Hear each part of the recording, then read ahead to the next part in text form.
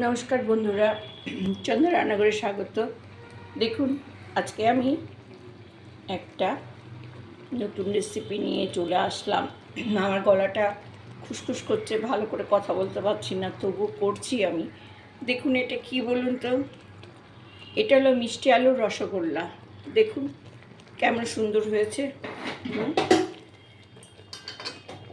অবশ্যই যখন রসটা করেছি তার মধ্যে আমি 1 কাপ দুধ দিয়েছি। এটা হয়ে গেছে। আমি আপনাদের একটা তুলে দেখাচ্ছি। দেখুন,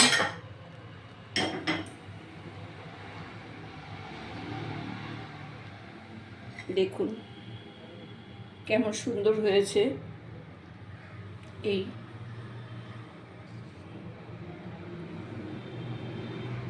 দেখছেন,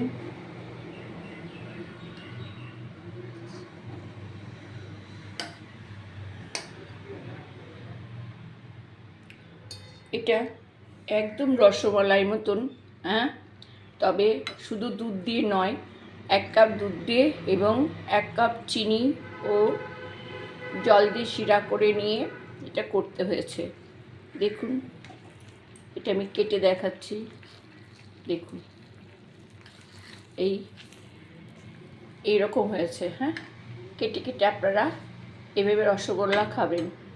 অনেক রসগোল্লাই তো আপনারা খেয়েছেন, কিন্তু মিষ্টি আলু দিয়ে আর পনির দিয়ে রসগোল্লা করে রস করে ছেড়ে দিতে হবে, ভালো করে মাখতে হবে। একটু সুজি, 2 চামচ সুজি ও 1/2 কাপ ময়দা দিয়ে সুন্দর করে মেখে রসে ছেড়ে দিয়ে করতে হবে। হ্যাঁ, নমস্কার বন্ধুরা, আমি ডেসক্রিপশন বক্সে সব বলে দেবো। হ্যাঁ, ভালো লাগলে সাবস্ক্রাইব করবেন। নমস্কার।